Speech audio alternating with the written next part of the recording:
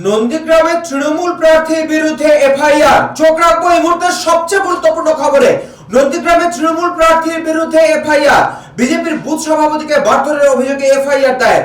গত সোমবার নন্দীগ্রামের খোদামবাড়ির কৃষ্ণনগরে প্রচারে গিয়েছিলেন পবিত্র কর, আর সেই সময় বিজেপির বুথ সভাপতি বুদ্ধদেব গিরি জয় শ্রীরাম স্লোগান দিলে তাকে মারধর করা হয়। আর তারই পরিপ্রেক্ষিতে বুদ্ধদেব গিরি নন্দীগ্রাম থানায় লিখিত অভিযোগ দায়ের করেছেন। সেই প্রসঙ্গে থানায় এফআইআর দায়ের হয়েছে। এফআইআর প্রসঙ্গে পবিত্র কর বলেন, নন্দীগ্রামের সমস্ত কেস মামলার রূপকার শুভেন্দু অধিকারী। যত কেস হচ্ছে তার মাস্টার মাইন্ড শুভেন্দু। ওনার ডিগ্রি রয়েছে এই বিষয়ের উপর, এটা জেনেই ওরা বিরোধিতা করেছে। নন্দীগ্রাম থেকে সবজিৎ চট্টোপাধ্যায়ের রিপোর্ট, চ্যানেল 24/7।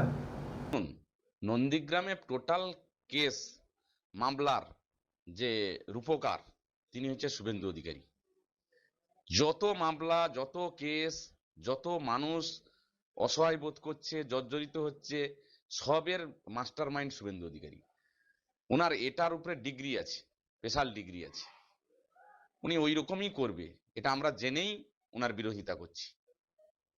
উনি বলছেন আরো যে আমি চাইলেই ওনার নমিনেশন বাতিল হতে পারে। না, উনি চাইলে কাল থেকে পশ্চিম দিকে সূর্যও উঠবে।